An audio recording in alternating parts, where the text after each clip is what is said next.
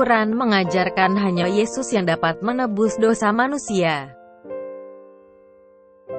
Sudah berapa kali umat Kristen mendengar ejekan dari kaum Muslim tentang penebusan dosa oleh kematian Yesus Kristus di atas kayu salib? Bagaimana mungkin dosa orang lain dibebankan kepada orang lainnya? Bagi mereka hal tersebut adalah suatu konsep yang tidak masuk akal. Kaum Muslim lebih percaya bahwa dosa hanya bisa dihapuskan dengan melakukan perbuatan baik. Mereka mengatakan bahwa walaupun Yesus Kristus telah mati di atas kayu salib, namun tidak mungkin bagi Yesus untuk menanggung dosa manusia. Dalam video ini kita akan melihat bagaimana sebenarnya Quran dan hadis mengajarkan tentang penghapusan dosa tersebut. Mari kita lihat dari beberapa ayat Quran berikut ini. Surat 16 ayat 25. Ucapan mereka menyebabkan mereka memikul dosa-dosanya dengan sepenuh-penuhnya pada hari kiamat, dan sebahagian dosa-dosa orang yang mereka sesatkan yang tidak mengetahui sedikit pun bahwa mereka disesatkan. Surat 29 ayat 13. Dan sesungguhnya mereka akan memikul beban dosa mereka, dan beban-beban dosa yang lain, di samping beban-beban mereka sendiri. Dari kedua ayat di atas kita bisa mengerti bahwa Quran mengajarkan tentang seseorang dapat memikul dosa bagi orang lain. Sehingga dengan jelas Quran pun mengajarkan konsep yang sama dengan Kristen. Untuk lebih jelasnya lagi mari kita lihat dari beberapa hadis. Telah menceritakan kepada kami Abu Bakar bin Abu Syaibah, telah menceritakan kepada kami Abu Usamah dari Talah bin Yahya dari Abu Burda dari Abu Musa, dia berkata, Rasulullah Shallallahu Alaihi Wasallam telah bersabda, pada hari kiamat kelak, Allah Subhanahu wa Ta'ala akan menyerahkan seorang Yahudi ataupun seorang Nasrani kepada setiap orang Muslim. Kemudian Allah Subhanahu wa Ta'ala akan berkata, inilah penebusmu dari siksa api neraka. Telah menceritakan kepada kami Muhammad bin Amr bin Abad bin Jabalah bin Abu Rawa, telah menceritakan kepada kami Harami ibnu Umar, telah menceritakan kepada kami Syadat Abu Talah ar-Rasibi. Dari Gailan bin Jarir dari Abu Burda dari bapaknya dari Nabi Shallallahu Alaihi Wasallam, beliau bersabda, di hari kiamat kelak, sekelompok dari kaum muslimi akan datang membawa dosa mereka sebesar gunung. Lalu Allah mengampuni dosa-dosanya, kemudian dibebankannya kepada orang-orang Yahudi dan Nasrani, itu menurut perkiraanku. Raud berkata, aku tidak tahu dari siapa keraguan ini. Abu Burda berkata, maka hal ini aku ceritakan kepada Umar bin Abdul Aziz. Lalu dia bertanya, apakah bapakmu menceritakan hal ini dari Nabi Shallallahu Alaihi Wasallam? Aku menjawab, ya. Ternyata dari dua hadis di atas kita juga bisa mengerti bahwa ternyata Islam pun mempunyai konsep di mana dosa bisa dibebankan kepada orang lain. Bahkan beberapa hadis di bawah ini pun mengajarkan bahwa perbuatan baik seseorang bisa pindahkan kepada orang lain.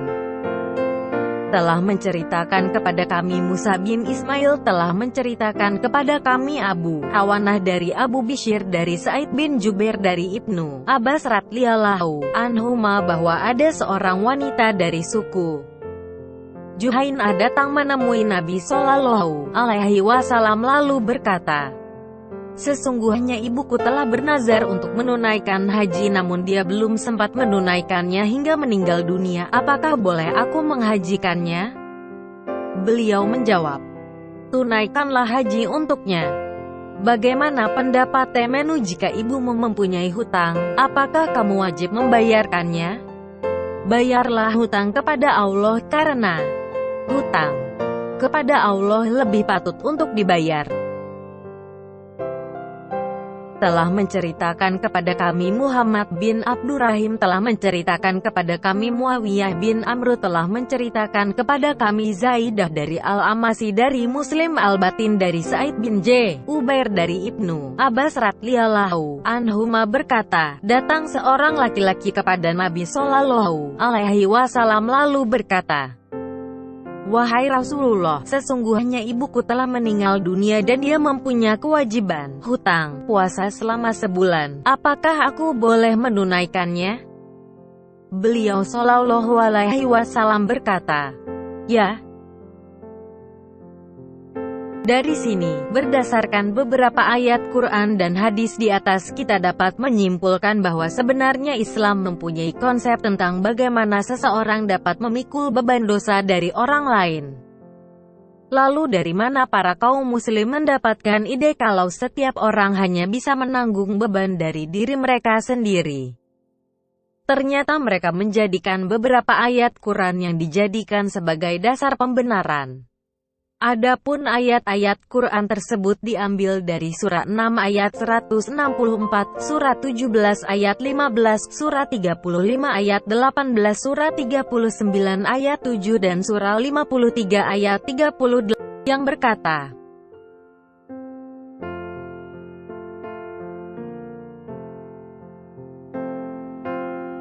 "Dan seorang yang berdosa tidak dapat memikul dosa orang lain."